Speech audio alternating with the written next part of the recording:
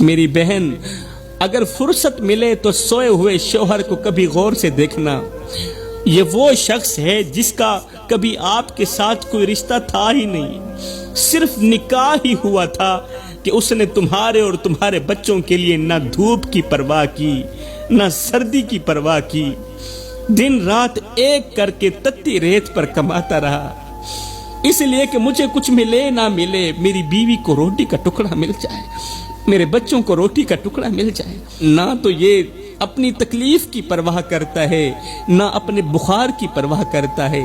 باہر کے لوگ اسے ذلیل کرتے ہیں، سخت کام لیتے ہیں. اس نے کبھی شکوہ نہیں کیا کہ مجھ سے کیوں سخت کام لیا جا رہا ہے، صرف اس لیے کہ میری بیوی اور میرے بچے خوش رہیں، ان کی میں ہر خواہش پوری کروں.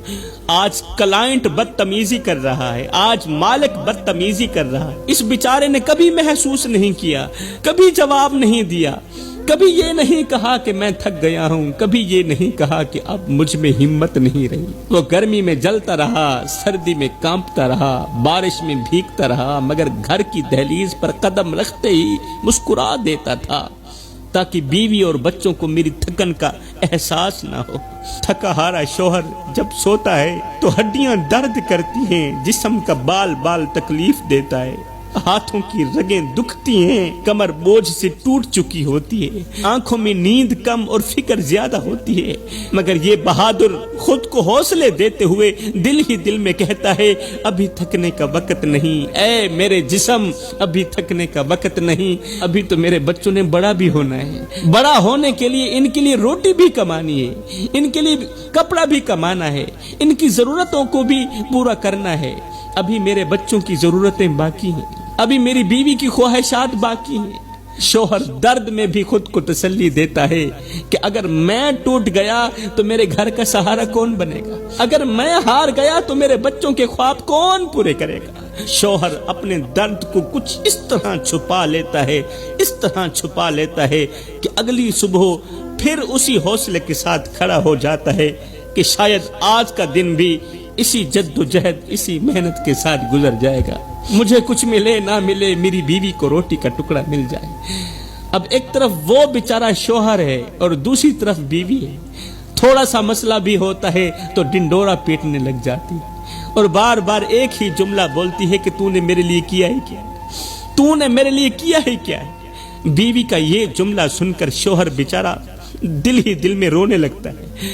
اس کا دل اندر ہی اندر سے چیخ کر کہتا ہے ہاں ہاں میں نے کچھ نہیں کیا، ہاں ہاں میں نے کچھ نہیں کیا. اپنی جوانی تیری ہر ایک خواہش پوری کرنے کے لیے میں نے قربان کر دی، ابھی میں نے کچھ نہیں کیا. تتی ریت پر کمزور کندھے پر بوجھ اٹھاتا رہا، بوریاں اٹھاتا رہا، ابھی میں نے کچھ نہیں کیا. مالک کا غصہ برداشت کیا، لوگوں کی باتیں سنی، ذلیل و خوار ہوتا رہا.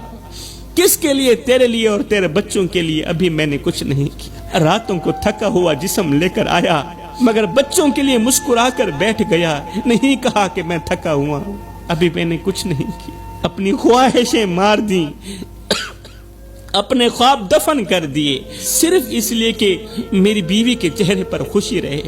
ابھی میں نے کچھ نہیں کیا. اپنی جوانی کی طاقت مزدوری میں جلا دی، ہاتھوں کی لکیروں کو محنت کی دھول سے بھر دیا. کبھی اپنی تکلیف کا ذکر نہیں کیا، کبھی اپنے دکھ کا حساب نہیں مانگا، صرف ذمہ داری ہی اٹھاتا رہا اس سوچ کی بنیاد پر کہ مجھے کچھ ملے نہ ملے، میری بیوی کو روٹی کا ٹکڑا مل جائے، میری بیوی کی ہر ایک خواہش پوری ہو جائے. ہاں ہاں شاید میں نے واقعی کچھ نہیں کی. میری بہن، ایک لمحے کے لیے سوچ تو صحیح کہ اگر ایک دن یہ شخص تیرے گھر واپس زندہ نہ آئے تو تیرا کیا بنے گا. ایک دن تیرا شوہر تیرے گھر واپس زندہ نہ آئے تو تیرا کیا بنے گا. وہ دروازہ جو ہر شام تیرے شوہر کے قدموں کی آہٹ سے کھلتا ہے، کیا وہ دروازہ ہمیشہ کے لیے بند نہیں ہو جائے گا. وہ کرسی جس پر یہ تھکا ہارا مسافر بیٹھ کر سانس لیتا ہے، وہ کرسی خالی رہ جائے گی. پھر تو اسی خالی کرسی کے سامنے بیٹھ کر اپنے دکھڑے سنائے گی، روئے گی، آنسو بہائے گی، مگر اس وقت کوئی جواب دینے والا نہیں ہوگا. پھر تمہیں یاد آئے گا کہ یہی وہ شخص تھا جو اپنی تھکن چھپا کر مجھے مسکرا کر دکھاتا تھا.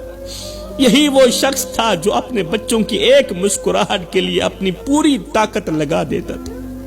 پھر شاید دل سے ایک آہ نکلے گی کہ کاش میں نے اس کی خاموشیوں کو سمجھ لیا ہوتا، کاش میں نے اس کے درد کو پڑھ لیا ہوتا، کاش میں نے کبھی اس کے سر پر ہاتھ رکھ کر یہ کہہ دیا ہوتا کہ تم تھک گئے ہو، تھوڑا سا آرام بھی کر لو۔ کیونکہ اصل سچ یہ ہے کہ دنیا میں بہت سے رشتے مل جاتے ہیں، مگر جو رشتہ بیوی اور شوہر کے درمیان ہوتا ہے وہ صرف ساتھ رہنے کا نہیں ہوتا، وہ ایک دوسرے کی زندگی سنبھالنے کا رشتہ بھی ہوتا ہے۔ ایک ایسا سہارا جو جب تک ساتھ ہو اس کی قدر کم محسوس ہوتی، مگر جب وہ سایہ سر سے اٹھ جائے تو پوری زندگی سنسان لگنے لگتی ہے۔